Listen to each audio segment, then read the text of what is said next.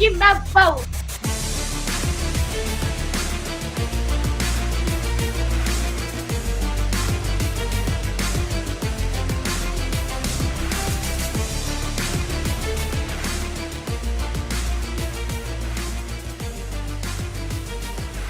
Court is in session with Ryan in Sacktown on If You Don't Like That.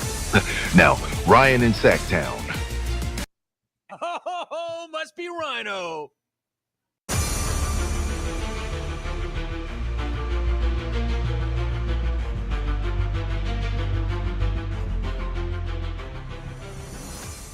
don't have time to have a bad time. It isn't on my schedule. It isn't on my schedule, as Jerry Jones would say. What is up? Happy Thursday, everybody. The beam is lit. The Kings win last night in Utah. Wasn't the prettiest of wins, but the second half certainly will take it. They get out of there without any significant injuries. Keeping an eye on Domas, making sure that hamstring is okay. You saw him stretching out, waving the trainer off during the halftime or during one of the timeouts. So, a little something to keep your eye on. But now it is on to Houston. And what begins really just a brutal stretch of basketball coming all the way home. And many things happening in the NBA. Nick Stauskas. Anybody remember Nick Stauskas? I'm sure you remember him. He was Vivek's pick coming out of Michigan for here. He's going to be the shooter that you put around Rudy Gay, DeMarcus Cousins. Yes, Nick Stauskas apparently has popped up again, and he's popping off. We're going to talk about it. The Ringer also has come out with its top 100 players in the NBA post All-Star break. You've got 3 Kings that are on the list, and really the biggest thing for me, it looks like the Kings are destined for the 10 seed. It looks like the 10 seed is where the Kings are making their final approach. They've got their flaps down. They're coming in for the landing. But what is the rotation going to be like? What's going on right now with Doug Christie's rotation? Is something wrong with Trey Lyles? I know the bench performed very well last night. Jake LaRavia, not so much. Let's not get into that quite yet, but we will, because I want to see where everybody stands. I get the Kings are rolling out what they feel like are their best 5 players to start the game, but is it really the best 5 that gives this team a chance to win ball games down the stretch against better teams? We posed that question on the post-game show last night, and we got some interesting answers. I gave a very interesting take on a starting lineup that I thought I would like to see. Something that would force teams to adjust and redistribute the shots to a degree on this team. And also, great sign to see Keegan Murray. Love seeing Keegan Murray back. So we've got a full show for you. A lot to get into. Kevin Durant, he made some more comments about the NBA and the fans. So it's your show. Take it over. We've got a couple of off days until the Kings are back in action Saturday against the Rockets in Houston. They got there about 4 in the morning this morning, so they're there safe and sound. But let's get into it on the other side. Welcome in. Make sure you get your calls in. I want to hear from you today. Welcome in to the Kings Court.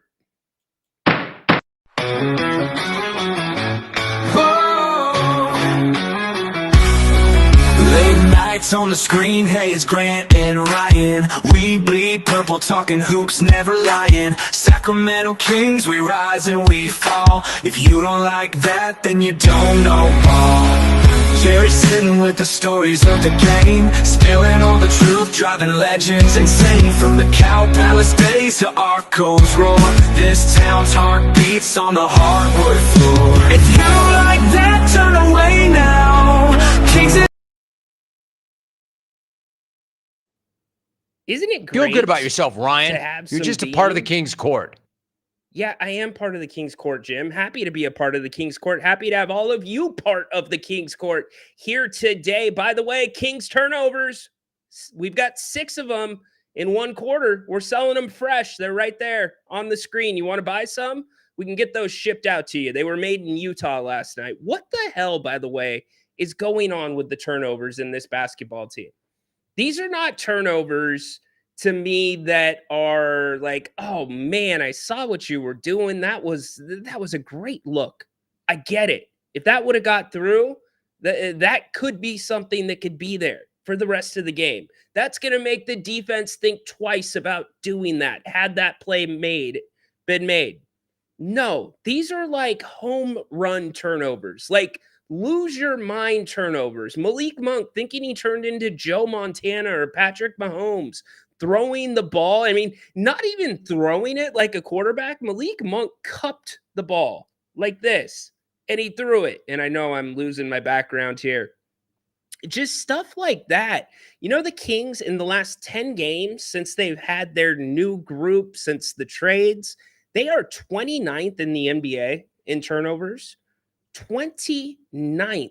How does that get cleaned up? Can it get cleaned up? It should get cleaned up. We'll talk about it here on the show today. Happy to have you with me. Who's in the chat? Check in. Let me know where you are watching from today, what you got going. And again, I would love to hear. I saw Ryan at the zoo today. You did. Thank you for sending me that picture, John Finch. You know, my poor guy. I mean, he's kind of in jail, my fellow rhino. Isn't that kind of what zoos are?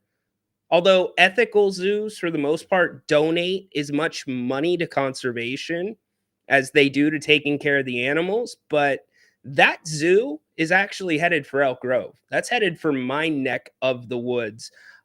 Yet 29th in turnovers over the last 10 games, Dennis. The last 10 games. 10 games. The Kings are 29th in the NBA in turnovers. Think about that for a second. That's rough. Thank you. Appreciate Sacktown rocking with me. Restream bot sending condolences. Lost my... Oh my gosh, man. Wolf, I am so sorry, brother. Wolf, man. You know, hold on really quick. This is not going to... I don't know how Grant does this. I thought I would give it a shot. It ain't working for me. We're just going back to generic. Wolf, I am so sorry that you lost your mom. Man, dude, thinking about you, brother. Prayers for you, man. Holy crap.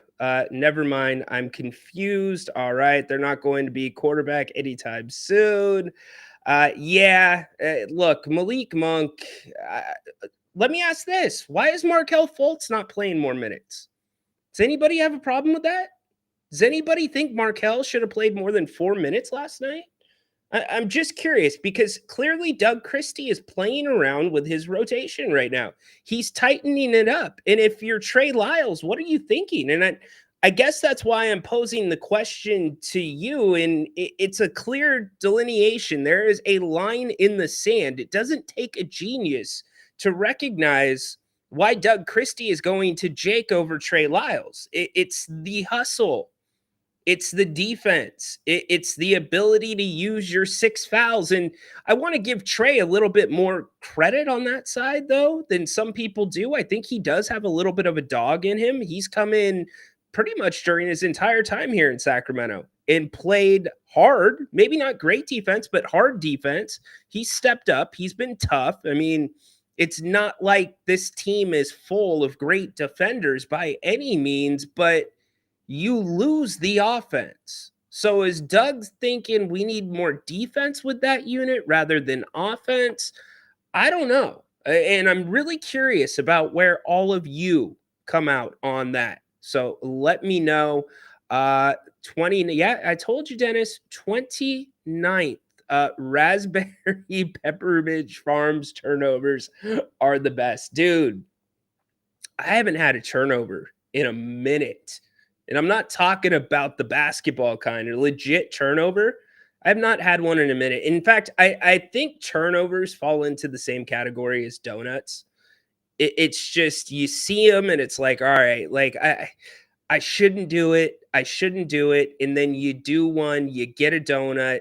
And when you're 3/4 of the way through that donut, you're like, oh man, this was not a good idea. But you know what? I can get it back. I'm going to have a second donut. And it's the law of diminishing returns. It goes downhill from there. I mean, is there anybody here that can confidently say you feel good after eating a donut? I don't think so. I can't. I mean, they're good, but you just, they're day ruiners, man. They're bombs. Am I lifting? No, I did do a fast though. For those that don't know, Grant kind of got me on to this fasting thing. I have friends that have done it as well. I told all you that I would be doing a fast. I got 72 hours in last week. So I'm trying to do a few different things, and just kind of, try to be healthy. 40 years old. I'm a man. I'm 40, trying to keep it on the up and up. Peter, my mom died and I'm here to keep my mind distracted. Man, Peter, that's obviously what Wolf was talking about. I am so sorry, Peter. I can't imagine. I literally can't, man. Hopefully we can provide you with some levity, some comedy, some fun, some support. One of the reasons that I started the King's Court was I wanted it to be a cool outlet for everybody to come and talk Kings and have a platform to express your opinions, keep it lighthearted at times. But more importantly, I wanted it to be a community. I wanted it to be a place where people got to know each other. People built little relationships throughout the chat. People build their own brands, their personalities, and all of that has happened to a degree. I can't wait to see how it continues to grow. And that's a big tribute to all of you. All I did was schedule the shows and come up here and put a microphone in front of myself and talk. You guys have done the rest. So, Peter, I know this community rallies around you. We will rally around you, brother. And again, sorry for your loss, man. I can't even imagine, and everybody is dealing with something. That's one of those sayings that we hear like all the time. Everybody is dealing with something, but I think the most important thing to tag on to that is that doesn't mean what you're dealing with isn't as important as anything else. It is. So, Peter, brother, we're here for you, man. Hope everything with that goes through. Man, that's rough, man. I am sorry, Peter. 3-point specialist. It's funny that you said that. Flores, I was going to lead into my Stauskas commentary with this. I think on our team, we lack shooting. I think Stauskas, I think he claims that he made 91 out of 100 3-point shots, right? I think he claims that he made 91 out of 100 shots. Let's draft him. Let's go get him. He claims he made 91 out of 100 3-pointers. Draft him. Send the note in to Adam Silver. Get it to him right now. Make sure that no other teams trade up. We are not going to do anything to lose this guy. He made 91 out of 100 threes, or at least he says he did. That's good enough for me. Man, that's like Dumb and Dumber, right? What is that? What is this? Oh, that's an IOU. That's better than money, sir. Hang on to that one. That one's worth 100,000. Like, that is just how backwards this organization has been at times. But my goodness, yeah, I can't believe it. And yeah, no, the Vivek bite. I mean, I had to hit you with it. Again, Vivek Ranadive, what is he? He's a couple years into his tenure. You got Pete D'Alessandro sitting there. He's got his phone like this. Our thinking team, hard. We lack shooting. I think Stauskas, I think he claims that he made 91 out of 100 3-point shots, right? That's terrible. Like, could you have any more yes men around you? Hold on. Let's replay this really quick. Let's imagine that Ryan in Sacktown is part of the front office. Let's imagine that Ryan in Sacktown is in the draft room with Vivek Ranadive and the team. So here we go. We're about an hour hour and a half out from the draft, and Vivek sits down. And so Vivek, who's at the top of your board right now, Vivek? I think on our team, we lack shooting. I think Stauskas, I think he claims that he made 91 out of 100 3-point shots, right? So Vivek, interesting. Yes, Vivek, I agree. This team does need shooting because you're not allowing Boogie to step behind the 3-point line. But you said he claims that he made 91 of 100 3-pointers. Vivek, was that at his pre-draft workout? Vivek, was that at the draft combine? Vivek, was that his freshman year of college? Actually, Vivek, I'm looking at his splits over the last 100 possessions his senior year, and they show this, Vivek. And Vivek, by the way, those 91 out of 100 threes, were those spot-up threes, Vivek? Vivek, were those threes off of the dribble? Vivek, were those threes coming off of down picks or flare screens, Vivek? Were those contested threes, Vivek? Were those corner threes, Vivek? Vivek, who saw those threes? Those 91, Vivek? Did Nick tell you that, Vivek, in your post or in your pre-draft interview process? Oh, you didn't have one, Vivek. Okay. You got it on his Reddit page. Okay, Vivek. Well, why don't we go look at, and it is a plane wreck. Oh, probably not a good analogy. My bad. I just went PK on you. It's a dumpster fire. Like, are we serious right now? What? Think about that. That is your front office back in the day. It's your front office back in the day laughing and confirming Vivek's comment. Oh, yeah, he said he made 91 out of 100. That's so good, Vivek. It's just a bunch of freaking yes men. You've got to be kidding me. And Nick pulls this little thing on Twitter. There is one word in his little thing in Twitter that we're going to get to that just cracks me up.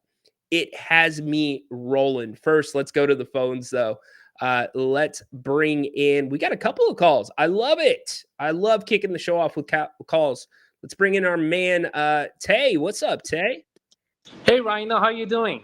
Good. How you doing today, brother? Good. In sunny Los Angeles, that's where I'm from, so calling in from LA. Love it. What part of LA are you from? I'm sorry? What part of LA are you from? Oh, near Glendale. Okay, nice. Yeah. So, I think you said earlier in the show that the Kings are going to be the 10th place, and I agree with that. And I think yesterday you also posed a question, if they are the 10th seed or whatever seed they are, can they win 1 or 2 playing games to get into the playoffs? Right. So statistically, I looked it up. Since the play-in tournament since 2021, there has not been a single 10th seed that has made it. And I think that makes sense just because the standings itself is indicative of the skills of the team 7 to 10. 7 to 10, I think there is a huge gap, even though the standings may not indicate. So statistically, I think the odds are against the Kings. That being said, I think it really comes down to matchups. I think last year we were 9th seed, if I'm not mistaken, and we beat the Warriors.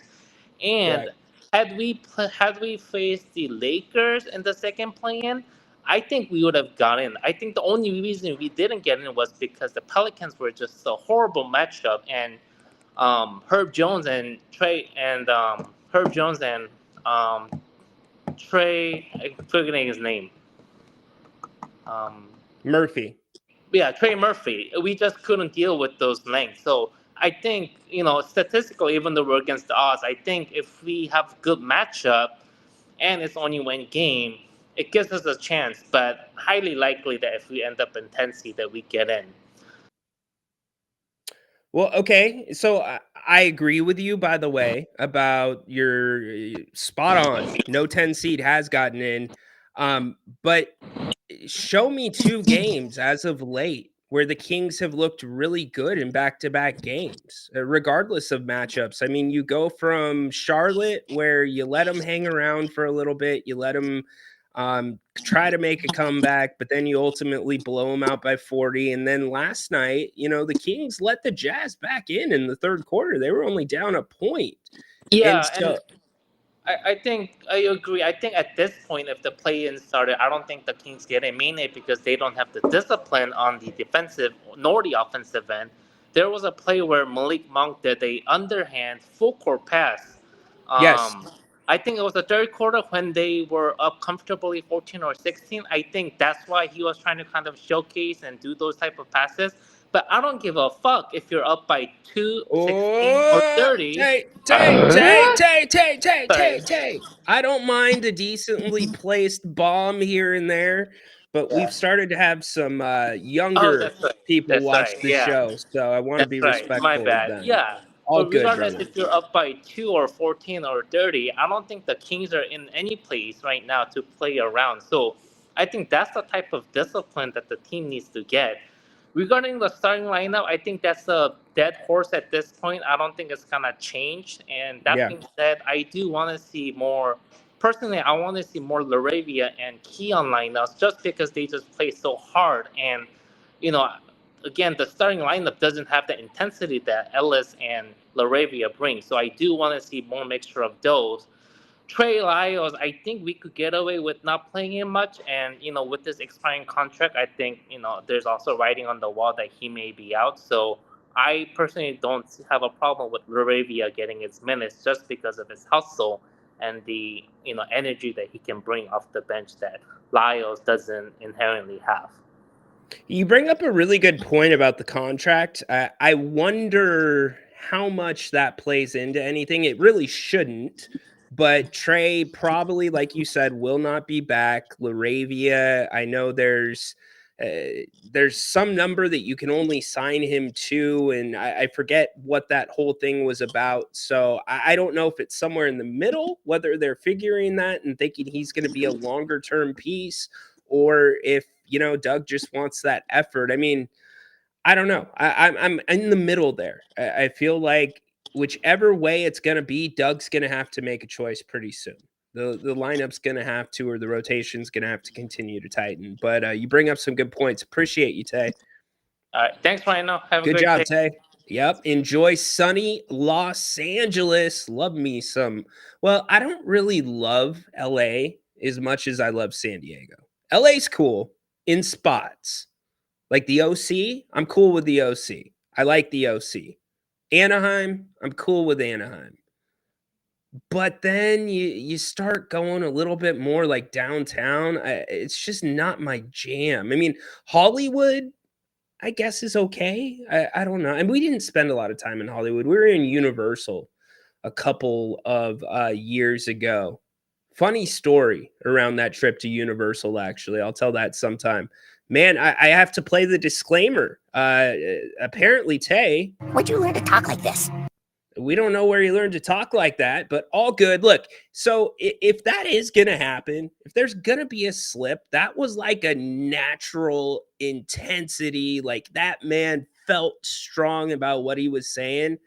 I get it. I'm okay with that. But, PK coming off of like he's holding a Captain Morgan bottle and he's dressed like the sailor in the picture, just spewing cuss words left and right. That's where we got to back it up. But yeah, we're trying to be cognizant of the language. I have gotten some, and we're lucky enough, by the way, to have some younger. Oh, good job, Flores. You are absolutely right. We are lucky to have some younger viewers that are tuning in with their parents. I love it. That means we're talking some good basketball. So want to make sure that we're not doing anything to turn them off. And my man Flores is spot on. There is only one way that you can say Los Angeles. Los Angeles. Los Angeles. Like Jerry Jones. What a weirdo. Back to the phones. Let's go to Michael. What's up, Michael? How are you doing? Good. How you doing, brother? I'm doing great. I think Kings. I thought they did a great job yesterday against Utah. What they're supposed to do. I'm pretty alarmed about the third quarter. Still, they've got to be better in the third quarter. I'm with You you, know, Michael. If you look at, and I know you they have to do finished. better. I guess it was the Charlotte game, the third quarter. They finished it strong because Levine got that dunk. But more Yeah, quarters than not, the Kings are finishing quarters poorly. They're also starting quarters poorly. They're having turnovers out of timeouts, shot clock violations out of yes, timeouts. you gotta be better It's inexcusable, quite frankly. because when And it comes to playing in, you gotta be better.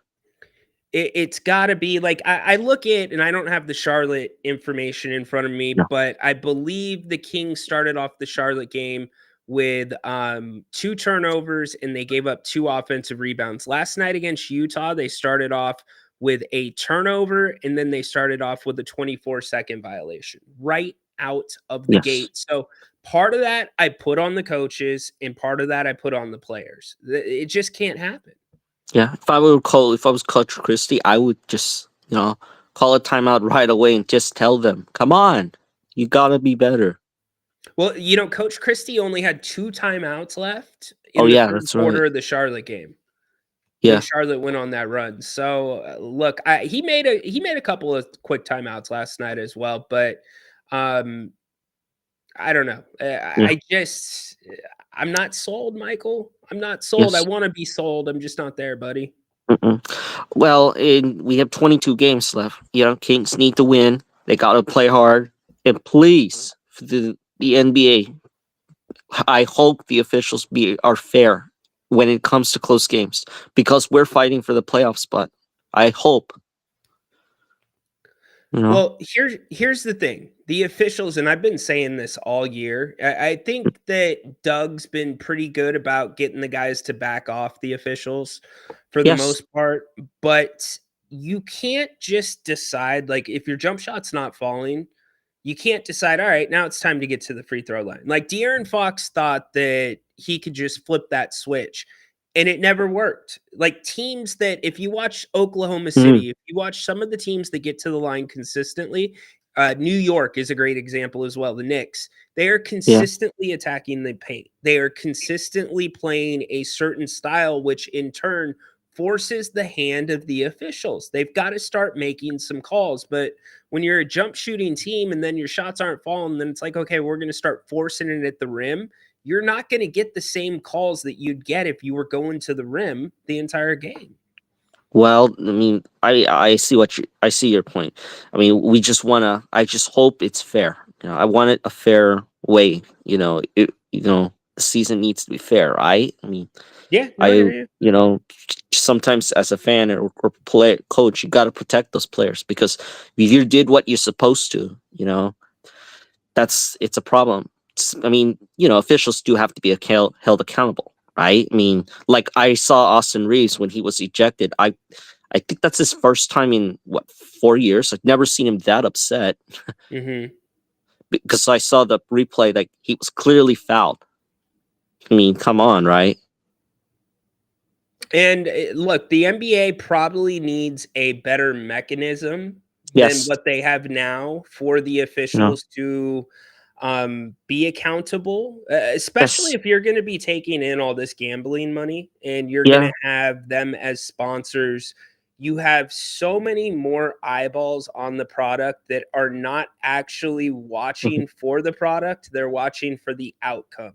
And if Yes. the outcome they feel has been affected or messed with their money, that's when you start to get Yeah. some outrage. A couple weeks ago, we read an Like, article about players being threatened on like, social media. yes. Go ahead.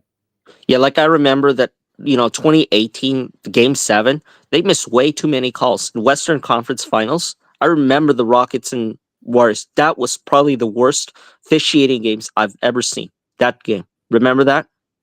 I don't off the top of my head because I watch a lot of basketball, but Yeah. I will go check that one out for sure. That's that game. I know Harden may choke in the playoffs. Okay. Yes, he may do that. But if you look at that, I seen so many clear missed calls. But I tried myself not too much to go too much into officiating. You have to play the game, but there are some times that it has to be fair. I hear you, my man. I You hear know, you. Well, Michael, who wants to be an official? Like, seriously, who wants to be an official? I when I'm in Stockton, I'm going to be in Stockton in March a lot once they return back home. And by Yes. the way, Stockton won yesterday at home. They had an early game because they had some of the schools out for the game. They do that a couple times a year. I think that's a cool program.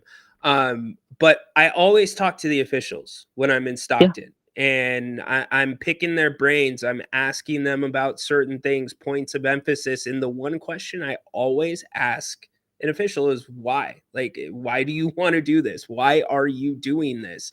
And most times it's because of the So, love of the game. They're not good enough yes. to play in the NBA, or, it's just one of Yeah. those things. But it's one of those jobs that's thankless. You got to work your way up, and You gotta you are be, you have to be, if you want to be, I mean, being an official, you gotta be good in some things. Like, you have to be really good, especially in close game situations. Do you call the game right? That's the answer, right? and most times they do get it right. I would Yes. say that unfortunately, because of the way that Katie on the Kings broadcasts is very quick to jump at calls, or if she thinks she doesn't agree with something, she'll say, "Oh, well, I need to see another angle." Or if she gets it wrong, "Oh, well, we didn't have that angle available to us."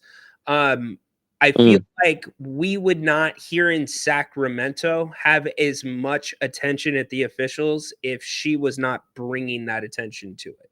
Grant and yeah. Jared always did a really good job of kind of keeping that neutral unless they knew that the official was wrong. Yeah. But yeah, I know Grant and Jerry is, they did a great job, when it for comes sure. to, like, I know how they did a great job in DeMarcus Cousins, the officials. They were pretty patient, I have to say. No doubt. Hey, Michael, very Great nice. success. Great success. Good call, buddy. I'll talk to you Yeah. soon. Good call. Good job by Michael. Look, the 2-minute report, it's kind of pointless, right? Like, if you think about it, it really is. It's a report that's coming out and saying we got it. Like, what's the point of issuing a report? Being honest here, what's the point of issuing a report if there's no corrective action behind it? It's not even a report, it's a summary, because there's nothing that can be done to fix it. In today's day and age, seriously, in today's day and age, where you've got Secaucus, have players that can, or excuse me, coaches that can call for reviews, officials can call for reviews. You've got to be able to have a mechanism in place to fix some of these things in real time. I understand the counter argument is it's gonna slow the game down. But you know what else is slowing the game down? It's players arguing with the officials. How many times will an official sit there and hold the ball and hold play until the player is done arguing with them or pleading their case? And many times it was just the Charlotte game, I believe. Malik Monk was trying to get the ball from the official. And the official's just sitting there holding it while somebody, I think it was LaMelo Ball, was arguing a point. That slows the game down. And as for whether you get the call right or you get the call wrong, by the time an official gets back to their locker room, there is no way that the NBA can't have a decision already rendered on a play that says, hey, you know what? Like, right as you're walking through the door, by the way, is the official is coming right back into the official's locker room, grabbing a towel, getting their Gatorade, waiting for you right there. Hey, you got that call wrong. They should be able to do that. And when that happens, they need to do something different than just the pool. And by pool, I mean they let one media member go in and talk to the official. And that one media member then shares what the official said with the rest of the media. That's why they call it a media pool. It's got to be different. Why not make the refs go to the podium? I'm serious. Why are the refs not going to the podium? Tell me one negative that can come from the referees going to the podium. It's going to take an extra 15 minutes out of their time. Doesn't need to be a podium every night, but if you've got a play that's in question that clearly the NBA by that time definitely will have had enough time to render a decision on whether it was the right call or the wrong call. And that can go both ways. If the ref got it right, put him on the podium and let him say, damn right, I got the call correct. It doesn't have to be just bad calls, but yes, it needs to get better. And not enough people want to do it. Why would you want to be a referee? Why would you want to do that? You are a target. I would think being a referee is somewhere in between a meter maid, giving parking tickets, and I don't know. You guys give me the other job. Nobody's ever happy to see you. Nobody wants to have a nice conversation with you. Oh, and by the way, with gambling, if you have a family, do you really feel comfortable if you mess up a call? I probably wouldn't. I'd be worried for my family. It's crazy. Absolutely crazy. You've been in a hotel for a bit now. Chat wondering if you're on vacation. I am traveling. Yes, Alex. That's one of the cool things about what we do. I can do it from anywhere as long as I can bring my equipment. So, yes, I am traveling at the moment, but still making time for all of you. I had a simple goal going into this season. I had a simple goal, and it was this, that I do all 82 games. Wanted to make sure I was able to do all 82. And luckily enough, up until this point, that has happened. So, yeah, you'll see me moving around a little bit for the next week and a half. So appreciate for anybody that's worried. Everything is all good. Let's see. Love that. Yep, there you go. Why not? Totally. Why not? And in fact, everybody's been trying to guess where the hell I'm at. That's the funny part. Some of you, by the way, I'm keeping receipts on some of you that are saying like Motel 6. I'm keeping receipts, y'all. You better be careful. You better be careful. Spurs should shut down Fox. I'm surprised he hasn't already been shut down. Did you see his line last night? He's kind of shut himself down. He didn't get to the free throw line one time last night. Not a single time. Turned Katie off a long time ago. Look, I get that Katie gets a lot of run around these parts. She gets a ton of run, and a lot of it's deserved. I have nothing but respect. I've said this a million times. And in fact, it kind of turned my stomach. I put a tweet out 3 weeks ago, and it ended up getting close to 2.7 million views. And it was like, it was something to the tune of Katie didn't know the Kings were ahead. Whoa. That's all I put. And there was a little video of it. Oh, no, that was not it. Yeah, I guess that was it. Katie didn't know the Kings were ahead. Whoa. Something along those lines. No, it was the league letter one. I said, Katie's going to get a letter from the league. That's what it was. Because she said that the Kings and the Pelicans got officials that weren't the best officials because it's a play-in team versus the worst team in the West. And some of the responses to it were really heinous and nasty. And unfortunately, that's part of social media. But I feel for Katie. Look, Katie has her deficiencies. I have my deficiencies. Grant has his deficiencies. We all have our deficiencies.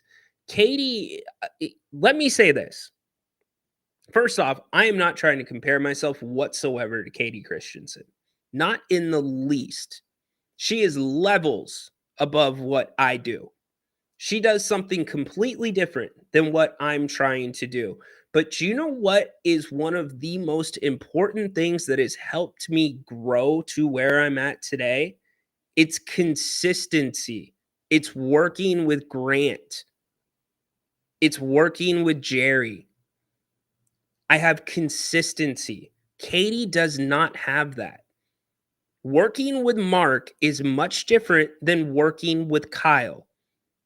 Nobody, by the way, nobody is checking her. You have Mark freaking Jones, who is one of the few ESPN guys out there.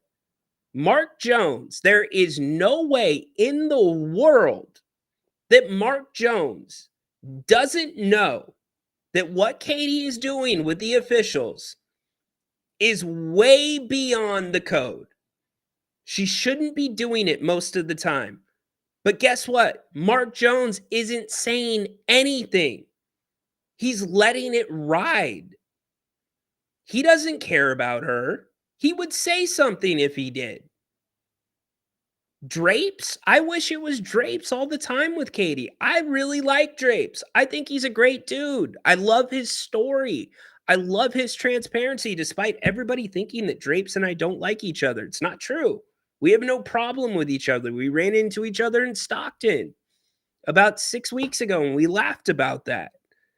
I wish the Kings would just put Katie with Drapes all the time, get rid of Mark, be done with it. You would have a better product, and I guarantee things would get better on that announce team. Guarantee it. So enough about the announce team. I think that Katie is really just having a difficult time. I wish somebody would take her under their wing. Really hard to go from a sideline reporter to calling a basketball game. Pretty difficult to do that. Let's see. Grant can't talk because he's done the job, or Grant can talk. Yes, absolutely. No one's perfect right there. Going good. How are you doing today?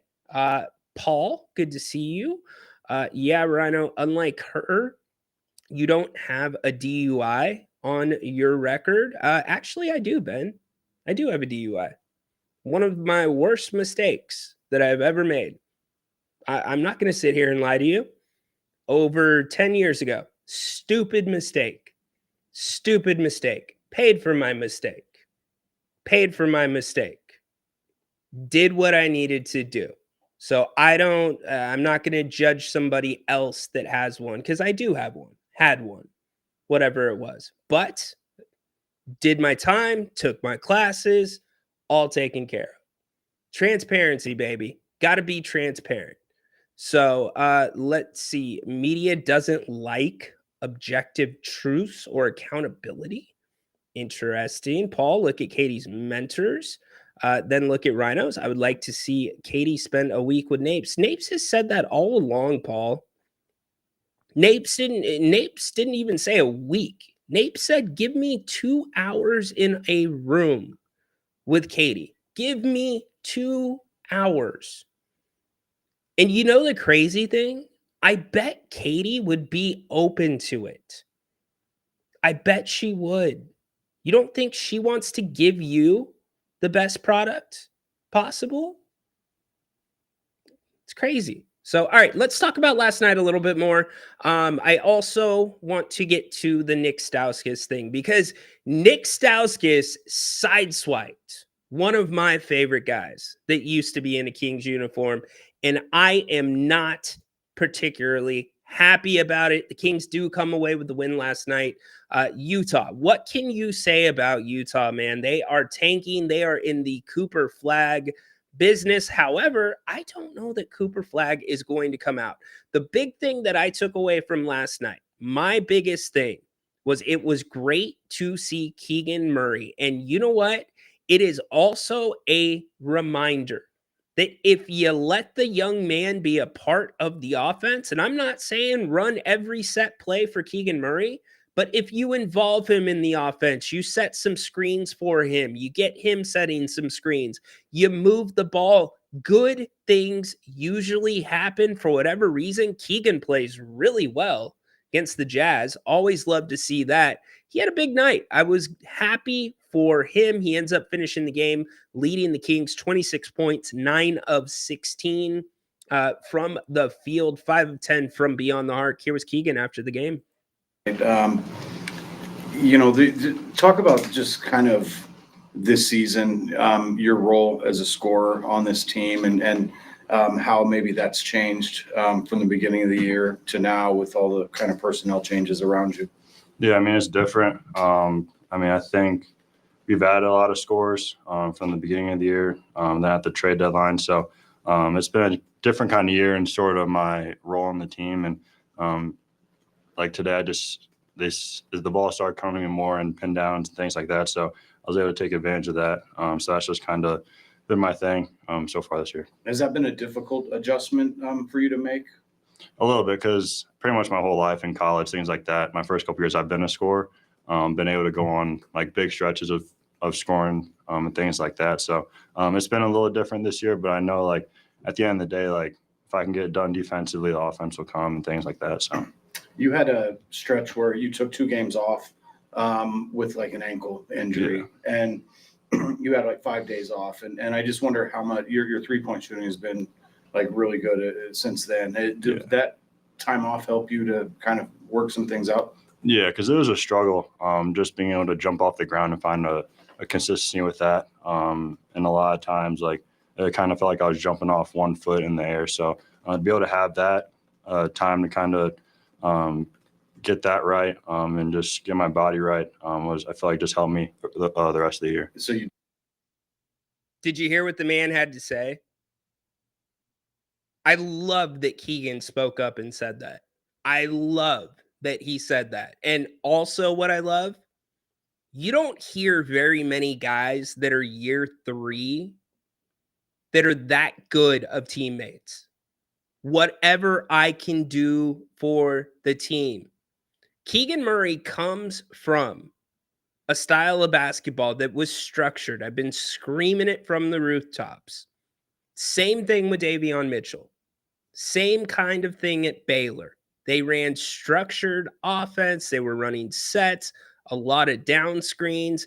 That is why Keegan got so many good looks in 22-23. That's why he set the rookie record for 3-pointers. Keegan has not been getting very much movement at all this year. And that was the big question, right? Coming into the year when the Kings signed DeMar DeRozan, it's like, is this going to be a regression for Keegan? I didn't think it would be. In fact, I'm on the record saying as much. I thought that Keegan would get some of those same looks he got his rookie year. But in fact, it kind of has been a regression, but I'm not going to put that all on the system. Keegan said it himself. He was dealing with the ankle injury. Guy never usually takes time off. He had to for a few days. It helped. But for this team to be successful, they've got to play like a team. This isolation basketball, this early starts where you're going straight to the ISO, where you're waiting for the defense to come to you, it is not conducive to the players that you have. There's so many great arguments out there throughout sports about whether you fit the players to the system or the system to the players. And right now, the Sacramento Kings are in no man's land when it comes to that. Some nights we see them fitting the system to their players' strengths, and some nights we don't.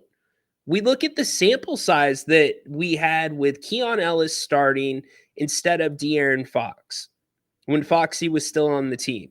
And the Kings were playing their best basketball of the season statistically, and they had some of their best wins of the season. The Boston win, clearly a signature win for the Kings, but a lot of that was they were playing towards the strengths of the guys on the court, the pick and roll with Domantas Sabonis and Malik Monk.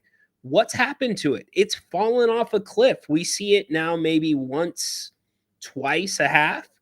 That used to be the go-to. So I don't have the answer to why we're not seeing more of what has worked for the Kings in the past. It could be that defenses are playing them different. It's now on film.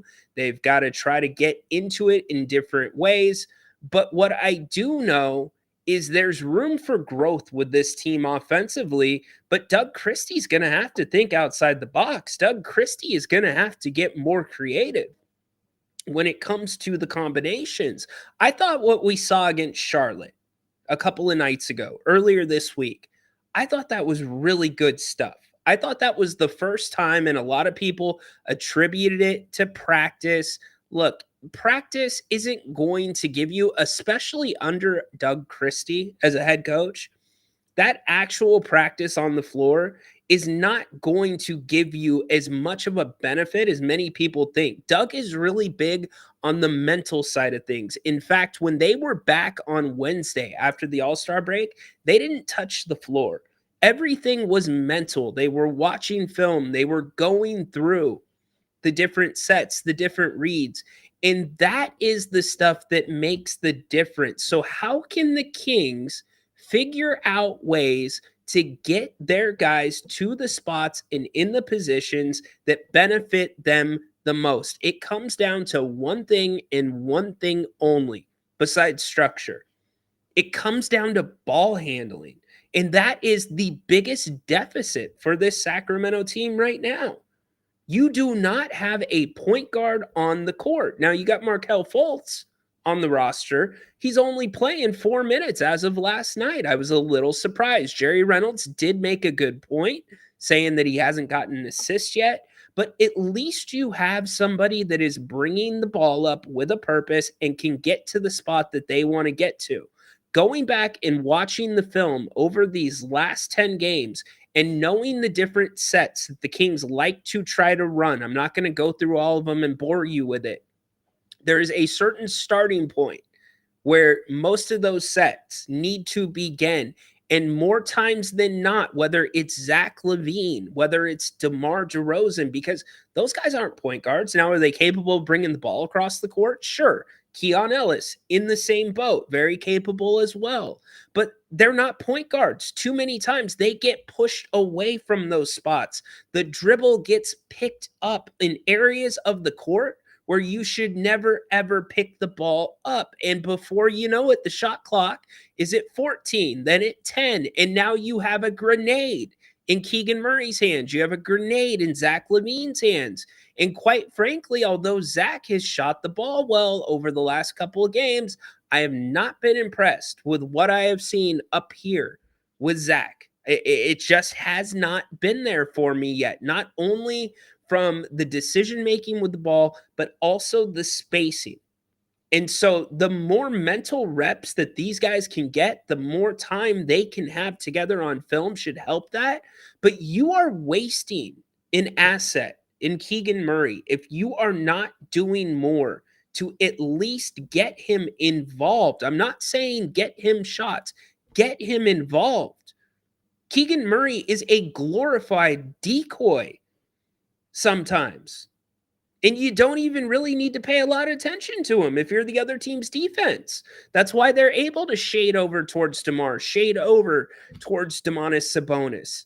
You know, you got to make a guy into a threat in order to make the defense play defense. What a novel thought. Think about it. If you don't think your defender or your guy that you're guarding is going to touch the ball, are you going to pay him much attention? Probably not. And that's one of the Kings' biggest problems right now. But seeing Keegan last night be aggressive for himself, and I challenge any of you, go out and watch the film this year. Hell, I'll put some film together and we can watch it here of times that Keegan Murray has gotten the ball with 12 seconds on the shot clock, 8 seconds on the shot clock, because the big knock on Keegan Murray all these years was he can't create space. He can't create his own shot. Well, more times than not, Keegan has done a really good job this year and made some very hard shots in difficult situations. So I have seen some growth in that area, but those opportunities have been so far and few in between. And for this team to have any chance with this upcoming schedule, for this team to have any chance of backing their way into that 10 seed and winning 2 games in a row, you're going to need something from him. You're going to need something from everybody on the floor. This is not a team that's going to get by with one 40-point scorer and everybody else at 9, 11, 6. It's not going to work because they're too easy to defend. You're letting the defense dictate the terms of engagement. One of Doug Christie's favorite things to say, we want the other team to feel us. We want to hit first. When the Kings hit first, usually the Kings win basketball games. Keegan Murray's a hit first guy. Defensively, you cannot say anything negative about the way this young man's played defense. So I was really happy to see him bust out a little bit last night. Everybody really likes Paul's take. Let's see what it was. I really like the idea of Keegan and Zach on the floor together when they're executing well. It creates so much spacing and stretches the defense. Absolutely. Now, I don't like Zach LaVine dribbling the ball that much. Am I alone in that thought? I have not been impressed with Zach and being asked to make a play and dribble around and find some space. It does not look good. Now, I'm okay with Zach taking a couple dribbles and then taking that big step back three. That's in his repertoire. That is something that he has feasted on. But Zach LaVine isn't exactly an SGA. Zach LaVine isn't actually a De'Aaron Fox to a degree, where a guy can take the ball and get to the hoop. So how do the Kings limit some of those opportunities or limit the times that guys are being asked to do more than what's really within their game? It's an interesting game of chess. And Doug Christie, to a degree, I don't think he's quite figured it out. And I don't blame him for that. First off, he's first-time head coach. Second off, he's dealing with new pieces. We're 10 games into this stretch with new pieces. It just so happens you are now in the most important stretch of the rest of the season. So we will see how Doug continues to navigate it. Keeg's going to heat up and shut everybody up. Yeah, his shot is looking pretty damn good. Rhino, on the Kings schedule, would you take 5 and 4 in the next? Oh, hell yes. Are you kidding me, Paul? Absolutely. What do you think the likelihood of that is actually happening? Well, let's look at it really quick, Paul. Since you bring it up, let's go to the Magic schedule. I think it's going to be tough, Paul. I think it's going to be really tough. I think you're going to be getting a lot of help from Phoenix with their schedule and the way that they've been playing as of late. It has not been good. So next up, Houston. I think it's a loss. I think the Kings lose against Houston. Dallas, I think they win. I don't think you're going to have Anthony Davis back quite yet for that one. Denver's going to be a tough matchup. Denver's going to be tough. And in fact, if I'm Doug Christie, Denver is a game that I am looking to probably play a lot more of that double big style. And I don't know what you do about Russell Westbrook. I can't believe I'm saying that. But Russell Westbrook has been a pain in the Kings' arse the last few meetings. It's weird because before, Russell Westbrook was never really a problem. Like vagabond Russell Westbrook, when he was traveling around different teams, getting bought out with the Clippers, wasn't a problem. He just kind of did his thing, and it wasn't really anything, to be quite honest. But with Denver, he's found a little niche, and it's been a problem for them. So I'm probably shading and doubling Jokic in Denver. I still don't think it's enough, Paul. So I've got that one as a loss. So we right now are at 1 and 2. San Antonio, that's a win. That's got to be a win. I'll ask you, how demoralized will this fan base be if De'Aaron Fox and the Spurs without Victor Wembanyama come into the Golden One Center and beat the Kings? Like, where are you at as a Kings fan if that happens? And by the way, I played this yesterday. We also talked about it on the post-game show. De'Aaron Fox. So the Kings always put up their next opponent, their next home opponent, towards the end of their home games. And obviously, the next home opponent happens to be the Spurs. My take on this was the Kings did not have to put a picture of De'Aaron Fox up. They didn't. All the Kings had to do was put the Spurs logo up. I think the Kings were testing the waters. I think the Kings were putting their toe into the pool to see how the fans would react, because I don't think the Kings have any idea on how they're going to handle De'Aaron Fox's return yet. I think it's still up in the air, and they're not sure which side to go on. They're not sure whether to jump in or stay out. This was the reaction when the fans saw the logo up on the big screen.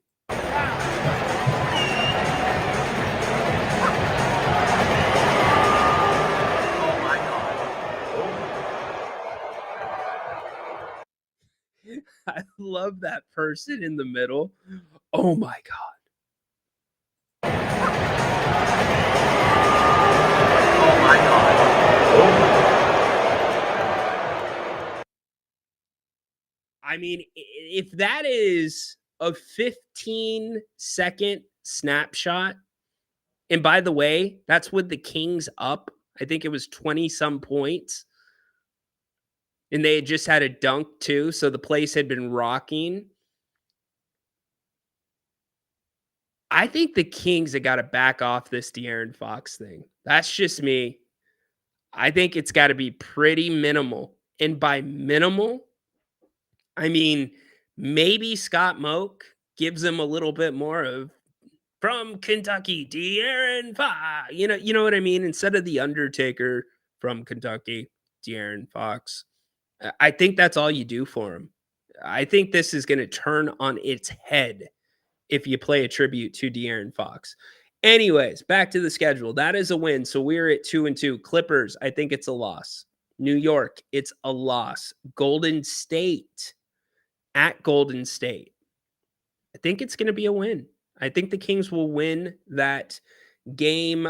Phoenix, they will win that. And then Memphis, Cleveland, I think those are both losses. Okay, let me pose this question to you. We just went through everything through Phoenix. Let's start at Memphis. Here's your question of the day. This is your longest homestand of the second half of the season. Memphis, Cleveland, Chicago, Milwaukee, Boston, Oklahoma City. By the way, that's a back-to-back. Boston and Oklahoma City, and then Portland. Portland's playing decent basketball right now, by the way. What is your expectation for that homestand? That is a count them 1, 2, 3, 4, 5, 6, 7 game homestand. What do you see the Kings doing in that 7-game stretch? What is their record to you in that 7-game stretch? And after that, it's off to the East Coast. And then you come home to finish the season out with Denver, LA, and Phoenix. So let me know in the chat. Here was Doug Christie after last night. We're still going to talk about Nick Stauskas here in a few minutes. To this game defensively, 130-point quarter. There are things that we can build upon. Has some good communication, some good switches, but it's still not as smooth as I would like, and I don't think as they would like either. So, but all in all, as I told them at halftime, we'll work on that and continue to work on it. The most important thing is that we win the game, and to their credit, they went out and did that. Doug, what did you see at the start of this game? And what do you say to them in terms of trying to urge, them to come out with the effort that you want to see early? It's more about being simple but not working your way into a game. And I think that we have guys in that lineup who have those is playing through Domas, especially in the half court, and allowing us to get downhill. And then once we do that, whether it's a DHO, whether it's a split, whether it's a high split, low split, just read what's in front of you.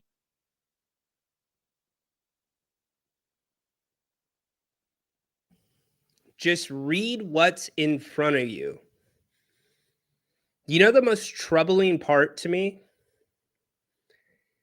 He never said pick and roll. What about the pick and roll? You got to do the pick and roll, coach. Coach, you got to pick and roll. Killing me, coach. You are absolutely killing me. How is there no pick and roll there?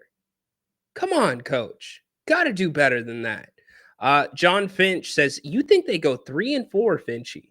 Really? Interesting. Paul, Alex correcting. All right. Gail, what's up, Gail? How you doing? Gail in Valencia, living the life. She's down in SoCal. Alex, 2-5 record in those 7 games. 3-4 if you can steal a win. So which win do you think you steal at that point? Which one are you looking at stealing? Alex, 5-4. The correction is not 10 games. 5-5 is 50-50. 4-6 in the next 10. All right. Paul says 2-5 in those 7. 2-6. Okay. I think it's 2 wins.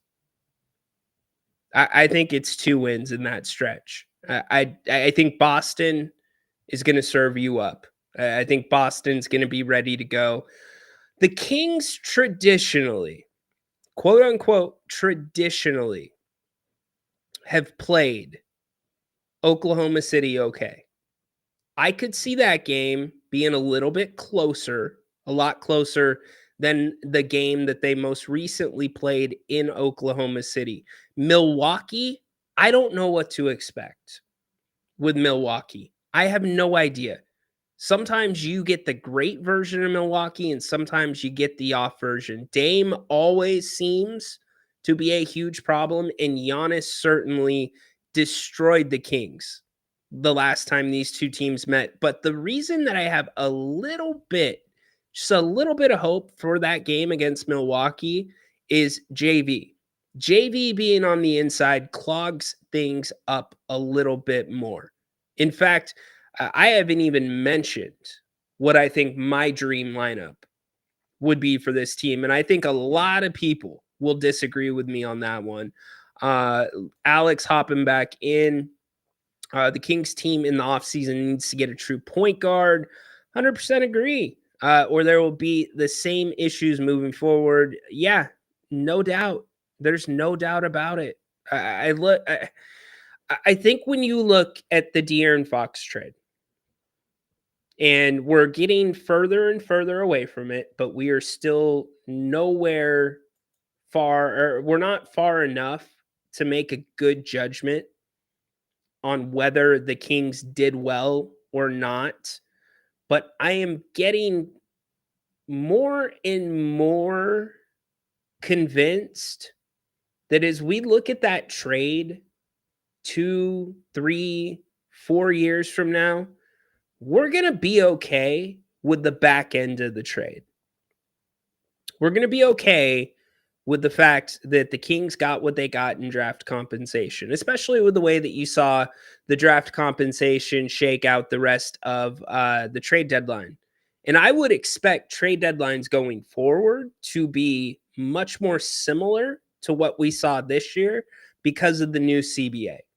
Draft picks hold way more value than they used to have because teams only have limited resources that they can work with, and they are not willing to suffer the consequences that come with going into that luxury tax and being penalized in some of those aprons. I mean, think about Matt Ishbia, the owner of the Phoenix Suns right now. You are making $164 million luxury tax payment. For what? For what? A team that's outside the play-in? A team that is a complete disaster? It was incredible to see teams scramble to try to get out of the aprons. And it's not getting out of the aprons so you get a share of the luxury tax that other teams pay. It's what comes along, the benefits of not being there. It's being able to sign a guy that was previously making more than $12.5 million that gets bought out. It's having your mid-level exception. It's not losing draft capital. That's why the going rate in the NBA today is a second-round pick to get rid of salary. But back to my point about the De'Aaron Fox trade, how the Kings did not get a point guard out of that trade. I think that is going to be the thing that really, for me, is going to bug me and is going to stay with me. I know that trade gets you JV. I know that trade helps you with Laravia, but not getting a point guard, and quite frankly, Monty McNair's inability to realize his biggest mistake during his time here in Sacramento. And it's just that, what Alex says. This Sacramento Kings team has never had a true point guard. And don't come at me and say that, oh, well, we had Matthew Dellavedova. We had Jordan McLaughlin. No, I am talking about a true point guard that can play in the NBA, that can get you into sets, that can put pressure on the defense, that can guard defensively on the perimeter. You're seeing bits and pieces of it with Markelle Fultz, but the expectations of Markelle Fultz, they're not high, nor should they be high. The guy has not played in the NBA for a year. And when he has played in the NBA, he has been riddled with injuries. I have been very impressed with what he's done. I think he has been okay up until this point, but clearly there is something that Doug Christie is still not seeing there. Again, he only played 4 minutes last night. I am not campaigning for Markelle Fultz to play 20 or 25 minutes, but what I am campaigning for is putting him on the court at certain times like he has with Malik Monk, so you take the onus off of Monk with the ball handling. You let Monk go back and be that second guard where he was making his living. Monk is perfectly fine going back and forth between the two, but when you ask Malik Monk to solely do one thing, you're not using him correctly. Same thing with Domantas Sabonis. You're not using him correctly if you are administrating and running the offense through him. He can do it. He'll put up the numbers, but that doesn't mean that you're getting the best, the most out of Domantas Sabonis. You're not. And so the fact that Monty McNair has drafted so many guards that aren't point guards, but aren't shooting guards, blows my mind. The fact that it hasn't been a priority up until this point blows my mind. It's been the biggest Achilles heel for this Kings team these last 3 years, whatever you want to call them. That has been it. The assumption that, well, we can do point guard by committee. No, you can't, because the Kings do not have the personnel to play 5-man basketball, positionless basketball. They just don't have that personnel, nor have they had that personnel. In some cases, they've overachieved. So you absolutely need to get a point guard. There is zero doubt in my mind. But how you don't come away with Chris Paul, how you don't come away with Stephon Castle, I get why they wouldn't want to give up Castle. But Chris Paul, I get that he's closer to being washed than he is in his prime. He can still help teams. He can still help teams. He could have helped this team. That's for sure. Could have helped this team on the back end too with some of these young guards. But you couldn't even get a freaking point guard. It's almost like Monty McNair is allergic to point guards. I don't know. I don't know. Does anybody else have an explanation? Anybody else? because I can't think of a logical explanation for anybody that is qualified to be a general manager in the NBA that could look at this roster, could look at the problems this team has had, and not seen point guards screaming off of the piece of paper as missing. I just don't get it. I don't know why that question has not been asked to Monty McNair. I wish it would have been. Johnny, what's up, man? Johnny, our resident scout. Johnny always pulls out names that makes me think. Hey, Ryan, who fits the Kings better? Lyles, Laravia at power forward behind Keegan. Johnny, it depends on... Okay, so this was my understanding. This was my understanding after talking to people when the Kings were making roster moves and they were doing what they were going to do around the trade deadline. My understanding was that the Kings were putting their eggs in the offensive basket. Now, that didn't mean that they were giving up on defense, Johnny, but it meant that they thought they could be middle of the road. They thought that they could do maybe bottom third of the league when it comes to defending threes. They wouldn't be in the bottom of the league defensively, but they certainly wouldn't be in the top.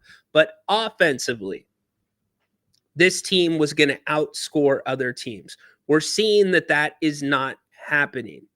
So, Johnny, I don't know, because I don't know what direction Doug Christie wants to go. If you want to have a team that's going to outscore you, which my understanding was that they were shooting. I had 3 understandings talking to people after the trade deadline.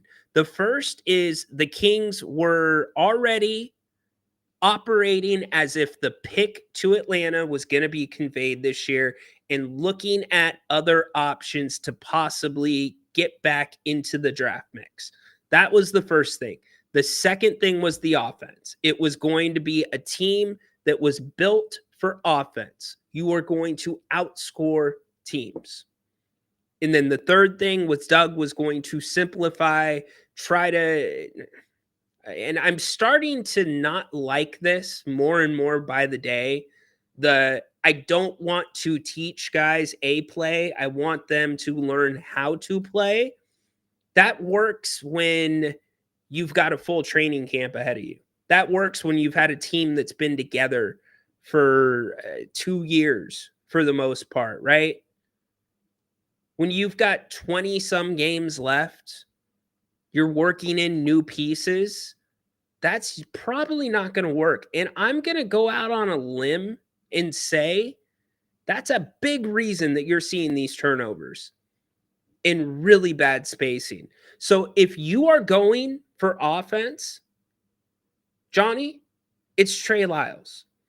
Because Trey Lyles' defense is not as bad as a lot of people think. Now, Jake LaRavia's hustle in defense is better than Trey Lyles. No doubt about that. But offensively, LaRavia has not shown me anything. He's scrappy. He can help keep the ball alive. But you know who else does that? Trey Lyles. Trey Lyles has been really good at that, tipping balls offensively. So if I'm trying to outscore teams, it should be Trey Lyles minutes. That's the way that I see it. If I think LaRavia makes that big of a difference defensively, and he is that guy that's going to keep you in the bottom third defensively, or maybe middle of the pack defensively, then I guess it goes to LaRavia. But I just don't see offensively how LaRavia is helping this team whatsoever, and especially a team that's struggling for the most part offensively. I don't think there's any doubt about that. Let's go to the phones. GP, what's up, man? GP. Good. How you doing, brother? Yeah, you hear me? Good. Chime in on our guard play. Obviously, Levine shooting the ball much better from the 3-point line. I think Doug is dealing with the hard task of just having a bunch of guys who are sort of like misfits at this point, correct?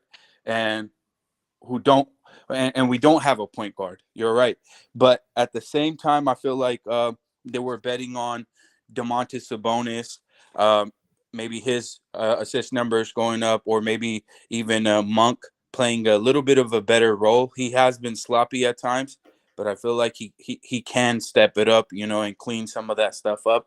And also, I think the practice time, it has like affected us. We haven't had too much time together to kind of gel, sort of. I know there are other teams doing a little bit better, but we've had almost like, you can say, a second team added to the whole, Yeah. But who do you think instead of Markelle Fultz these guys should have targeted it in? I seen about other teams, but I seen the Warriors pick up a guy, a good shooter. Just recently, I seen him. I forgot his name. Like, when you, with the eye test, you just see that he fits in with the system well. As far as like coaching goes, do you see, like, because early 2000s, man, when we did have good runs, our team moved the ball. It didn't stick. Do you think there's an offense that Doug can implement where the ball doesn't stick and the open guy gets the shot, or we could create that open shot? Or do you think we are missing that point guard that would sort of start that? Or, because like if you've watched the Cleveland Cavaliers at all, or Boston Celtics of the NBA, or even on the West Coast, Denver, like, they move the ball, right? And I just think like our identity, even as like, the 2000s teams, or even the team that was doing good under Mike Brown, what did we do? Well, we moved the ball. We thought we found that, that old money, and hey, we're gonna move the ball, and we're gonna get the right guy the shot, where we're gonna get the open shot no matter what. Sort of like the Spurs, with the Popovich Spurs, where they just move the ball, tired it, got the defense tired, and then boom, hit you with, like a backdoor cut, open 3-pointer, or a slasher. No, I'm with you. Yeah. I'm 100% with you, and I think as long as you put the right combinations on the floor together, I think that's possible. I do, and we've seen the Kings do it. I thought they did a pretty good job against Charlotte doing that. Yeah, they did. They did kind of move the ball, but I kind of want to see maybe 2 or 3 passes, like maybe not 4. I don't think we're ready for the 4th and 5th pass yet, because we're so sloppy. Maybe like 3.5 passes, to where we do get the open shot, or Sabonis does get the open dunk at the dunker spot, or when JV's in there, he gets a couple of those easy ones. Like last game, he cleaned up the board pretty well. And then, I think going forward, I think the bench in particular has to have such a big role, to where, hey, if our offense isn't clicking, or our starters aren't doing, like let's say 20 plus assists, then the bench comes in and kind of helps us out. And I think that's where JV can do good for us. Obviously, Keon, but you're right. I haven't seen anything from LaRavia.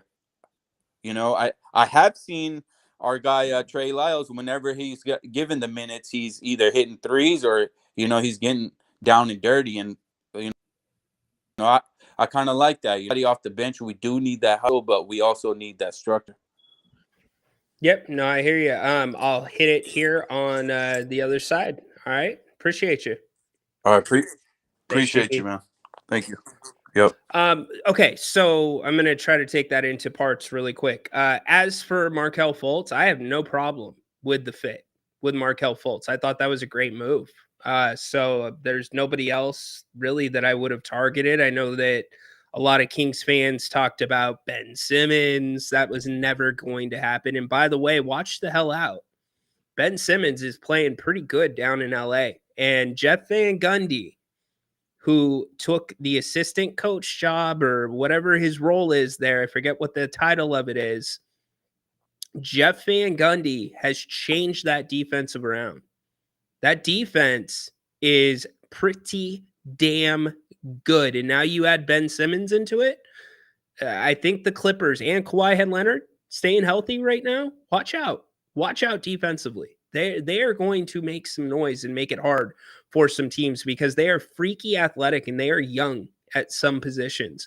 But getting back to the offense, I think it is all about just not putting guys in spots where they're being asked to over dribble. You're over dribbling too much, which is leading to awkward spacing. In fact, I would say that Zach LaVine has been very guilty of it at times. DeMar DeRozan, although I got to say, DeMar DeRozan, I don't know where this team is at without DeMar DeRozan over the last 10 games. He has shot the ball very, very well. I have been very impressed with the way DeMar has played. Now, some of the little quirks here and there are going to come with that, but I would say this team panics sometimes. They play like there's 12 seconds left on the shot clock when there's 20. And the spacing gets thrown off in what you're talking about, getting to those fourth, fifth passes. The ball ends up in two guys' hands. It's either Malik Monk or it's Domantas Sabonis many times. And look at this. This is over the last 10 games right here on the screen. I have it sorted by turnovers. Do you know Malik Monk's assist to turnover ratio just about 25 games ago was almost 4-1? Think about that. 4 assists to every turnover. Domas was just a little bit behind him. Right now, look at them. They're averaging 3.5 turnovers. Malik Monk, 3.5. Domas, 3.1. Now, Domas's turnovers this year have been really weird to me because Domas traditionally always makes the right play. Sometimes he just doesn't make it quickly. This year, he's had just some really head-scratching turnovers and continues to have those that I don't understand. So that number has been up a little bit more, but Malik's through the roof is because I just don't think what Doug is preaching up until, and I'm going to give it to Doug. I'm going to not say last game, and I'm going to say Charlotte looked different, but up until Charlotte, the whole, these guys, how many times have we heard, well, I'm okay with it because there was a good intention behind that pass, right? Like they were trying to make the right play.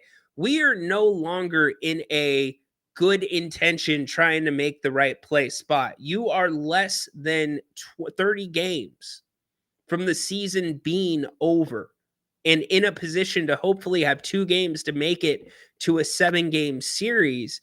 And you have guys that if you structure it right, and I can't give you every single answer, and I will bore you to hell if you want me to try, because I'll go there. I will go to the X's and O's and draw stuff up and show you what this team has done, what they can do with the personnel they have.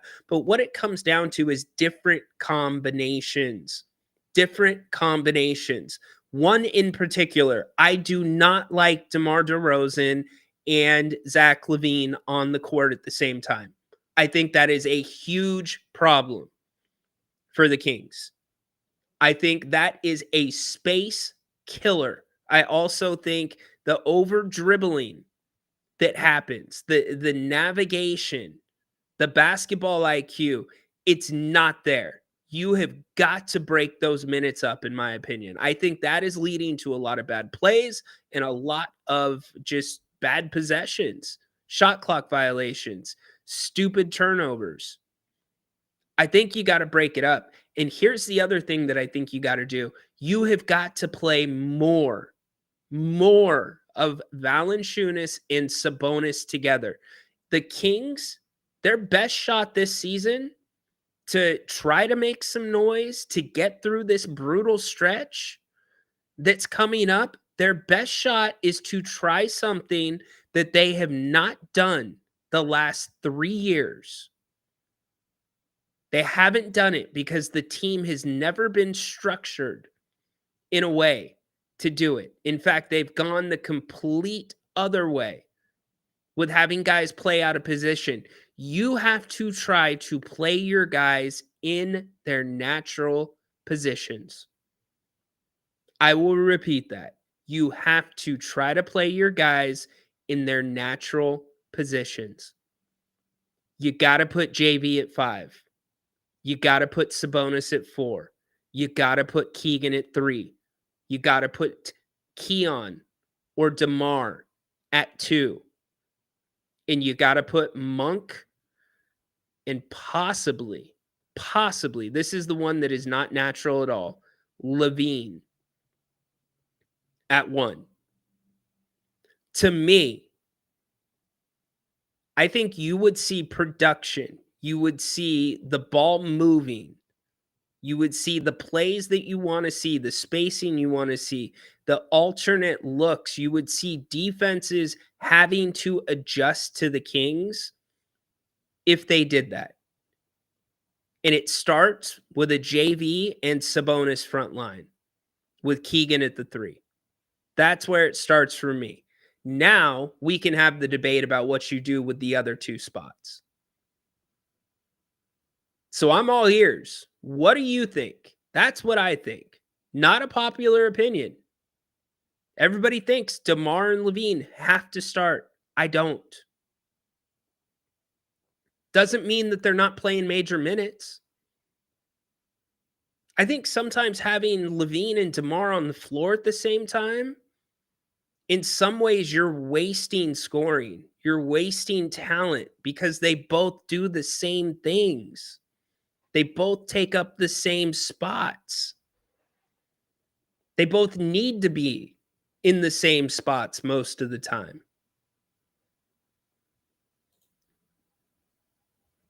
Yeah, again, Paul, Levine's not, that's why I said, I don't know what you do to work Levine in at the 1. I don't know what you do there.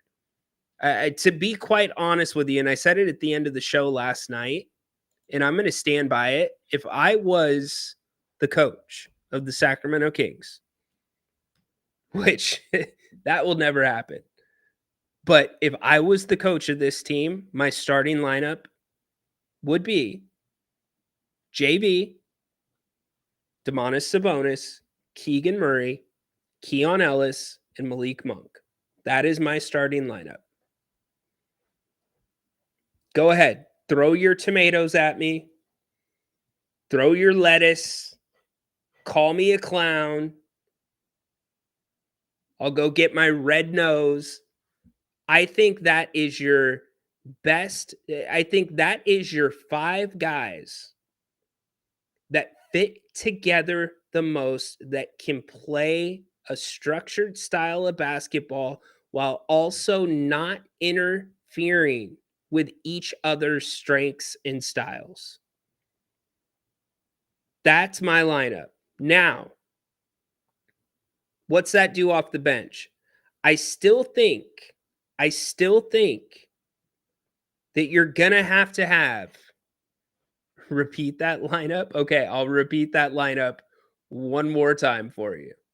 My starting lineup for this team would be Valanciunas, Domantas Sabonis, Keegan Murray, Keon Ellis, and Malik Monk. That is my starting lineup. You now have 5 players that are pretty much playing in their natural positions. Malik Monk is the only one that arguably is not a true point guard. He's right in the middle. He's a 2 and a 1. He's smack in between both of those positions. I am starting that 5. They can get up down the court. You have so many options. And think about the adjustments, by the way, that defenses would have to make. You talk about the Sacramento Kings being too small. You talk about us having a size problem. Not anymore. In fact, you've got the opposite. You are now creating problems for other teams. And here's the other thing to remember. What have teams done late in the seasons at the trade deadline and beyond They've gone to double big lineups. And where has it gotten them? The Western Conference Finals, the NBA Finals. It works. The league is switching back that way. And here's the other thing with DeMar DeRozan. He's still going to play major minutes. It's probably going to keep him more fresh. It's probably going to keep him fresher for when you need him in the clutch. But you have high-low action you can run. You can run the corner sets that Jerry Reynolds talks about all the time, what Pete Carrill used to put in with the 2002 team. You have DHOs that you can run. You've got pin downs. You have flares. You have high-low action. You have it all. Now, could you do that? Probably not. You're going to destroy the locker room. Could you do that? No. I don't see how Doug Christie could do that. For many of the reasons that some of you put in the chat, yeah. You think Zach LaVine's going to like that? Absolutely not. Yes, I'm fully aware that Zach LaVine and Billy Donovan did not speak for a long time. I am, in fact, actually, DeMar DeRozan was the conduit between the two of those guys. So yes, you would be pissing Zach LaVine off, but the way that I see it, and I mean this, I do not see DeMar DeRozan in a Kings uniform next year. It's just the feeling that I have in my gut. If the Kings are going to try to improve, whether it's from the draft, whether it's a trade, whatever it may be before next season, DeMar DeRozan is the contract that is most likely movable and probably has the most value to it. And when I say value, I get he's towards the tail end of his career, but DeMar DeRozan is a piece that could take a very close team over the top. Think about DeMar DeRozan in Oklahoma City. Think about DeMar DeRozan in Memphis. Think about DeMar DeRozan in Houston. Teams like that. Think about DeMar DeRozan in San Antonio. Of course, he wouldn't be able to trust De'Aaron Fox. So there's room there. I just don't see DeMar DeRozan spending the last couple years, the best of his last couple years, doing this in Sacramento. And could you blame him? I can't blame him. DeMar DeRozan did not come to Sacramento to be a sixth man. He didn't. DeMar wanted to be that piece that took this team to the next level. And we all know what happened with De'Aaron.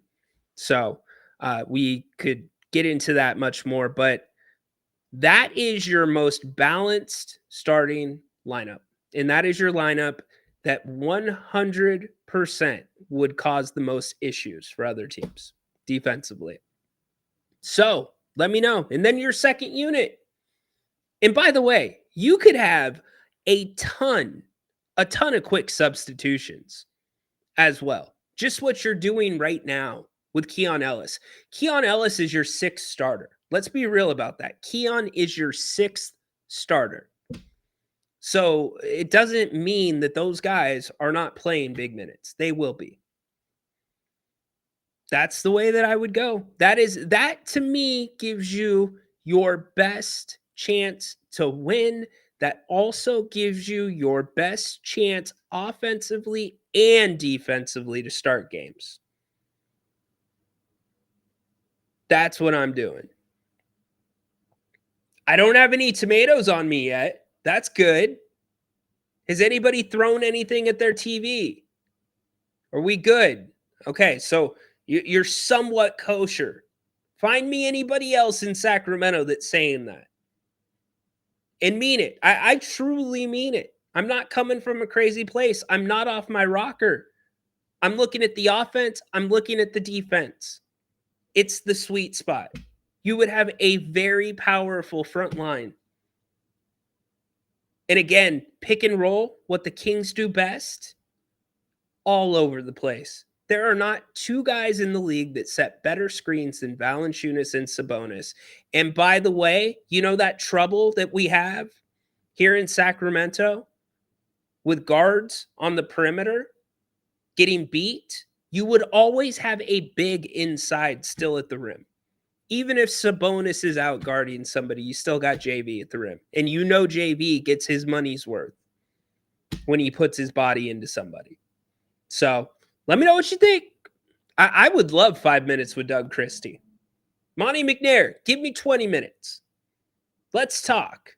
I would love it. I would love to make that pitch. All right, let's get back to the chat, and then we're going to get ready to wrap up here in a few minutes. I'm going to go latest to oldest. John has good eyes. Do you, John? Interesting. DeRozan shoots the or three balls very well when he steps into him. DeRozan needs to quit putting his foot on the 3-point line. I love DeMar, but I am so tired of having that foot on the 3-point line. It's the worst shot in basketball. But yes, when he steps into him, much better. But see, okay, this is one of the confusing things to me, because that spot that DeRozan is in to get that look, that was always the Keegan Murray spot. And so my question becomes, why is that not Keon Ellis in that spot?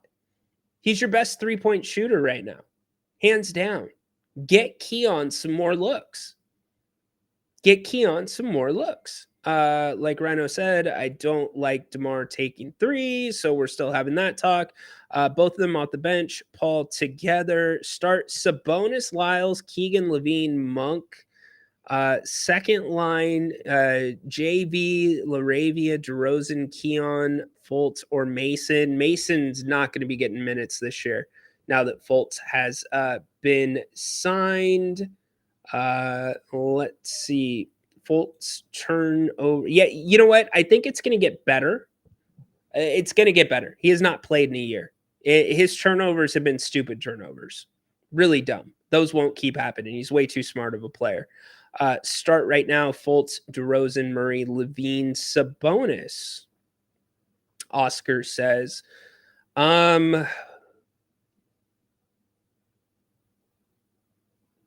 Fultz, Murray, Levine, Sabonis.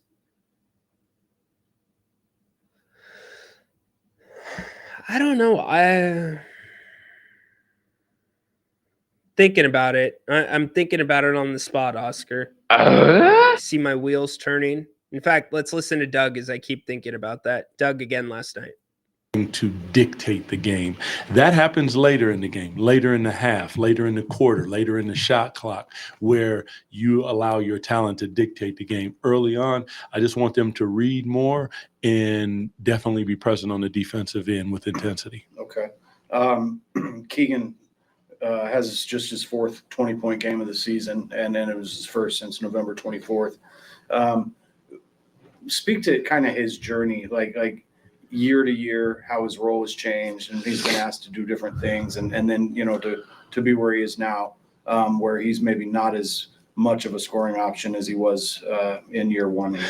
You know, he still is the same option. I would beg to differ. I just think that he's asked to do more on the defensive end.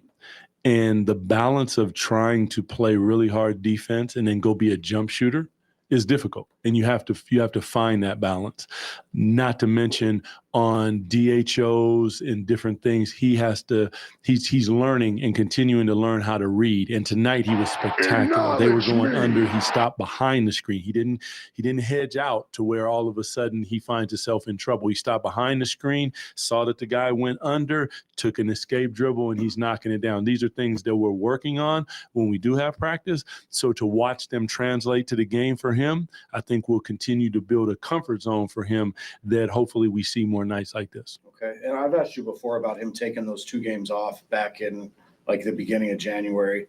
And since then I love Jason Anderson. By the way, that's Jason Anderson of the Sacramento Bee asking the questions.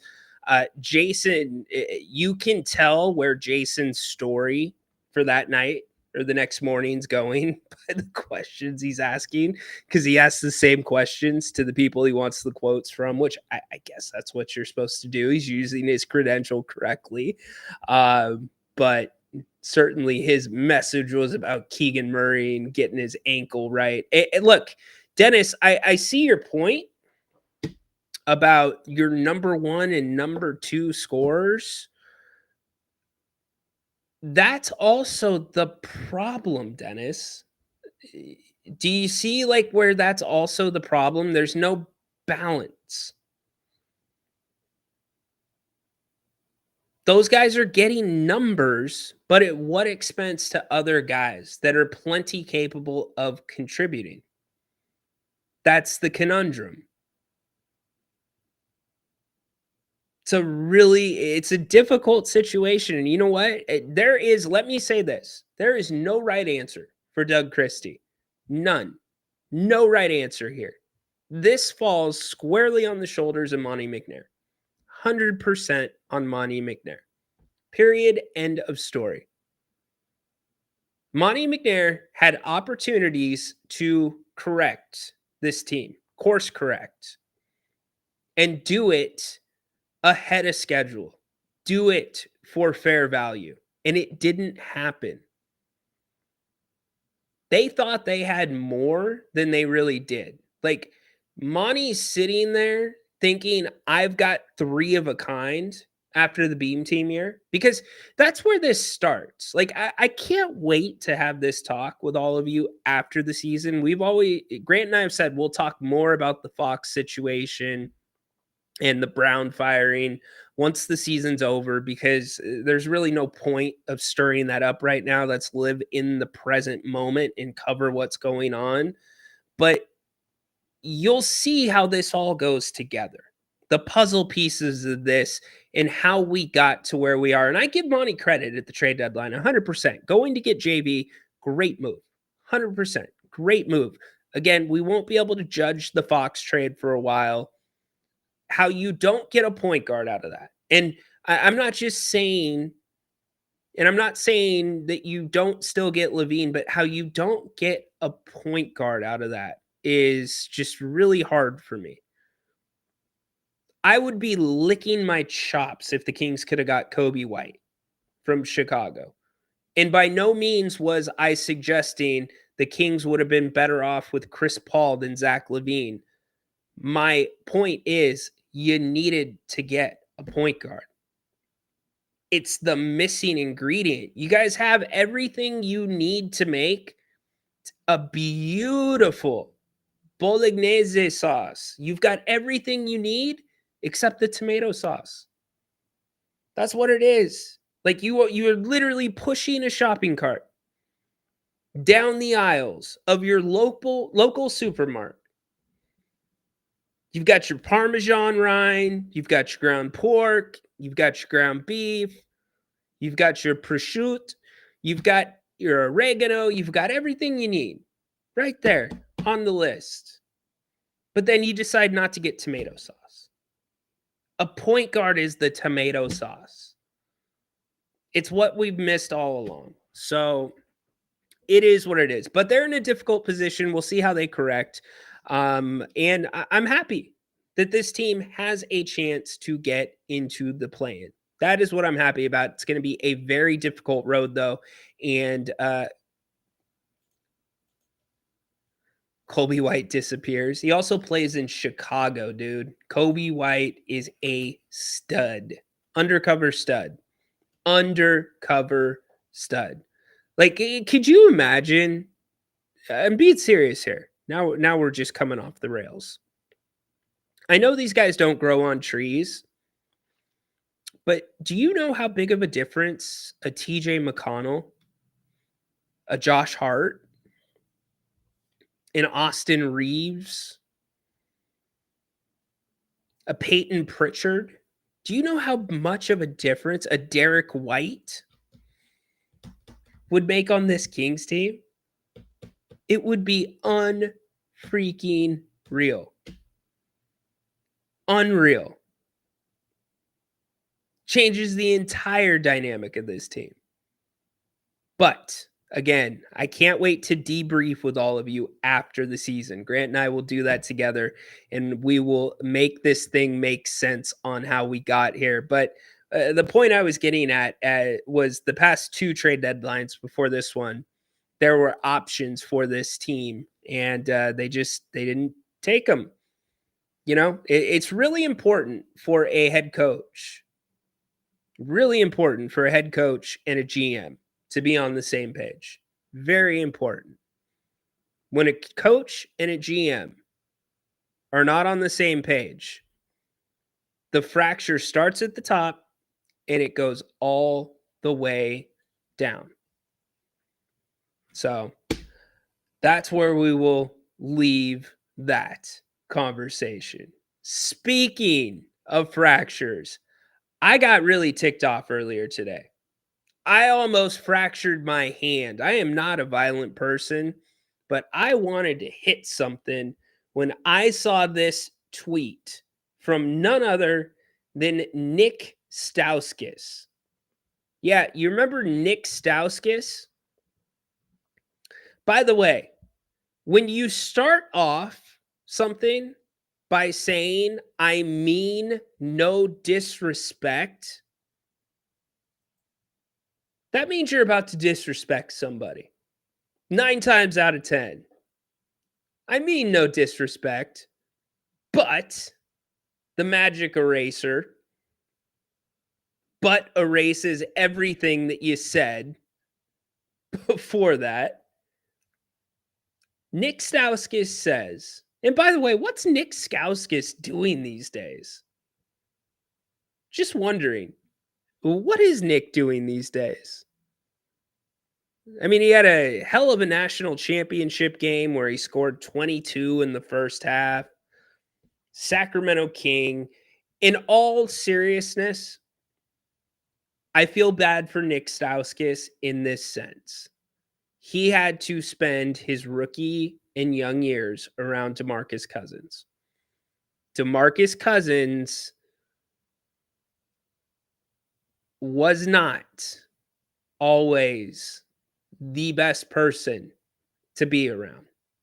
I don't think that I need to go any further with that.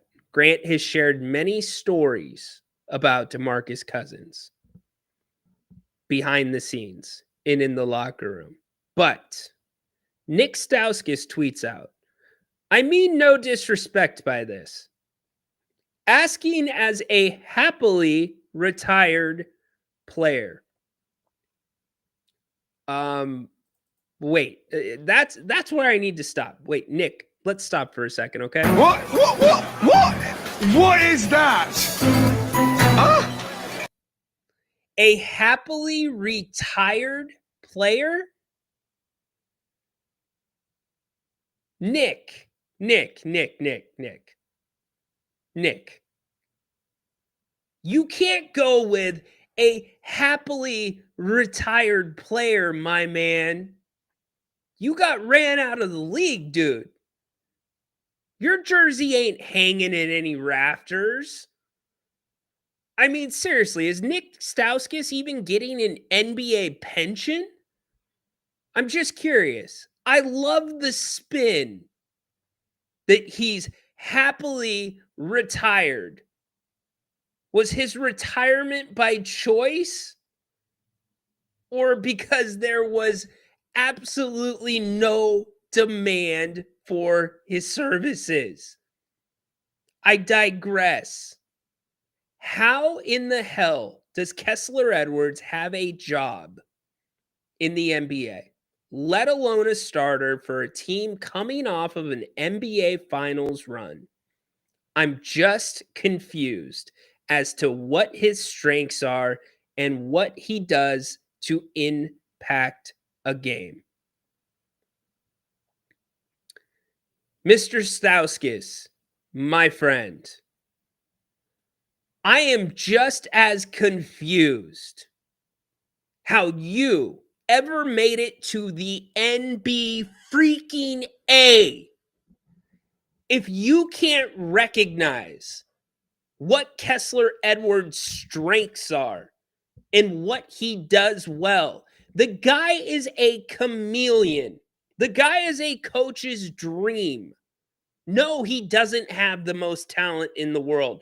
No, he's not the biggest guy in the NBA, but he certainly has something that you don't. It's called heart. You know what else he has? Mental strength.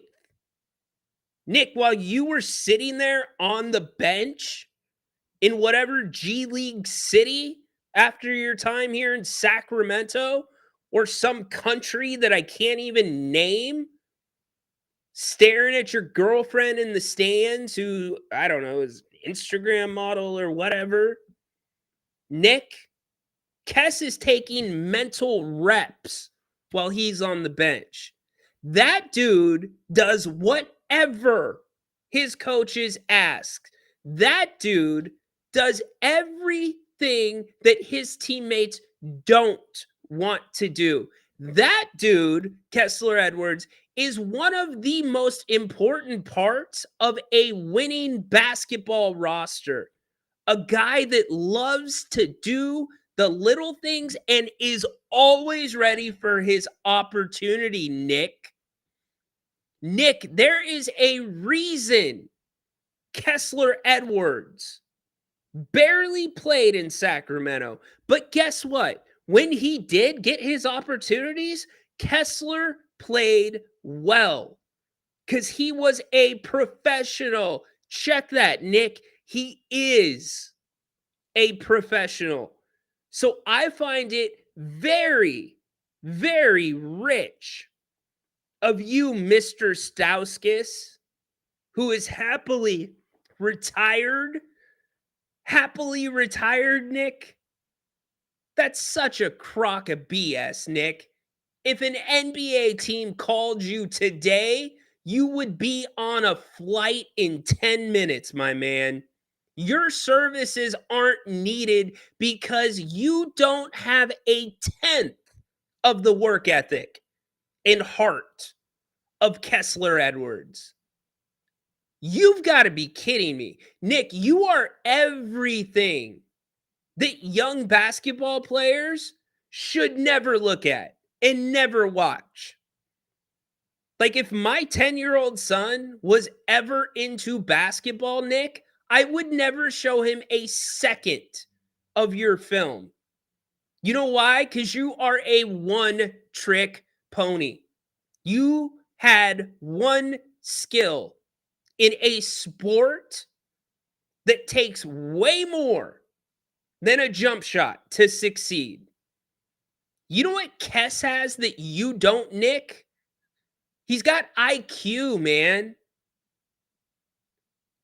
I can't believe a quote-unquote happily retired Nick Stauskas is taking out Kessler Edwards, a dude that might be one of the nicest guys I have ever had the chance to cover. I responded. Kess is one of the most mentally tough, coachable, and prepared role players I've ever covered. Kess never takes a rep off, especially when he's not on the floor. IQ greater than talent, Nick. Dude, there ain't very many people that I will go to bat for that I don't know very well. But I'll tell you this, Kessler Edwards is one of them. I had such a great time talking with Kessler Edwards, covering Kessler Edwards. You know that Kessler Edwards would come back from a road trip with the Kings, talking like a 4, 5, 6 game trip to the other side of the country. In less than 24 hours, he would be back in Stockton playing a basketball game. Some of those trips, Kess even played some minutes. In fact, many of you might remember the Minnesota game a couple of seasons ago. I think it was last season. It was either last season or the season before. No, it was last season. Where Kess, maybe it was 2 seasons ago. Anyways, Kess got his chance in Minnesota, and he made a difference defensively. Kess played really well. In fact, Kess might have been the defensive player of the game. Well, guess what? Within 24 hours, Kess was back in Stockton, y'all. And Kess was getting ready to play in the G League for the Stockton Kings. That dude's commitment to his craft, that dude's commitment to the organization, and that dude's commitment to himself, the standard he held himself to, making sure that he was always ready, was unlike anything. There's certain guys that get it. And the guys that get it also get that they're probably not going to be making the Anthony Edwards money. They're not going to be making the De'Aaron Fox money, but it doesn't matter to them. They appreciate the opportunity in front of them. They get it that they're a 1%er, and they live in each and every one of those moments and appreciate every bit of basketball. They have the honor of playing for the city across their chest. And that was Kessler Edwards. I will never forget. They were doing their warm-ups, sitting there. We said hi to each other. And I was like, Kess, I'm like, because he had just come back from Minnesota. I was like, Kess, how are you doing this? How are you staying ready? How do you stay ready, Kess? And he just looked at me and he goes, it's all up here. I'm always ready up here. I'm always playing up here. Whether it's front of 18,000 people at the Golden One Center or whether it is in front of 3,000 in Stockton. And that is why Kess, anytime he stepped onto the court, he knew where he needed to be. He knew the hot guy to guard, and he gave it his all. It's why Kessler Edwards is starting for Dallas right now. Hey, Nick, it's why Kessler Edwards is still in the NBA, and you're happily retired. Nick, just be real, dude, man. Drop the happily. In fact, why don't you drop the retired, too? How about I'm unemployed? I think that sounds better, Nick. I mean, no disrespect by this. Asking as an unemployed basketball player. I can live with that a little bit easier, Nick, than I can live with, I mean, no disrespect, asking as a happily retired basketball player. Hey, Nick, you know what Kessler Edwards was doing this morning? He was getting ready for work as an NBA player for the Dallas Mavericks. You know what you were doing, Nick? If you're getting ready for work right now, then you're probably not done. Nick Stauskas. Because you're unemployed. Happily retired. Get the hell out of here with that, dude. Get out of here, Nick. Who does this guy think he is, man? I actually kind of felt bad for Nick Stauskas until I saw that. Like, how did that guy make it to the NBA? How? I don't even care that you're going against the code and the brotherhood, but you're going to sideswipe somebody like Kessler Edwards? Get the hell out of here, Nick. Man, get out of here, dude. If you're getting ready for work today, you're probably not Nick Stauskas because you're happily retired, right, Nick? If you're getting ready for work right now, then you're probably not Doug Collins. Chicago Bulls head coach was fired. Idiot. Absolute idiot. Tone deaf idiot.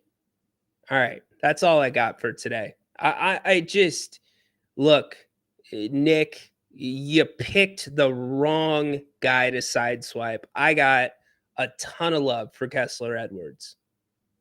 Yeah, exactly. Happily retired. Come on, Nick. Unemployed basketball player. Can we even call you a basketball player? Unemployed. Nick, my man. I bet you Enterprise would hire you. Seriously. You know those commercials that Enterprise runs every year around the NCAA tournament where it's like, oh, we have 67,000 college athletes. Only 10,000 go to the NBA or other professional sports. The rest of them get real jobs. Look at me. I'm Nick Stauskas. Would you like the Prius or the midsize? Like, come on, man. Get out of here. Yes, I'm still talking because I love Kess that much. I don't like the disrespect for Kess. I don't like it. Not cool. Not cool. But I do love all of you. Thanks for being here. It's been a fun day. We wrap up the week tomorrow here on the King's Court. Before all that, do not forget Napes. He's back in just about an hour, just under an hour. Make sure you join him. Open forum, 5 o'clock. He'll be taking your calls, also answering your questions. Make your questions about anything. Napes and I, just so you know, we're open to talking about whatever, as long as it's appropriate show fodder. Keep the politics out of it, religion out of it.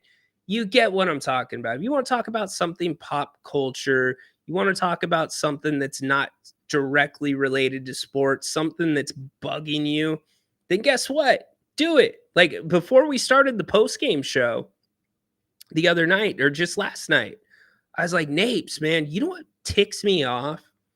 It's when I go to a business and you're passing along the credit card charge to me, especially if I'm already like overpaying for a pizza. It's a $22 pizza.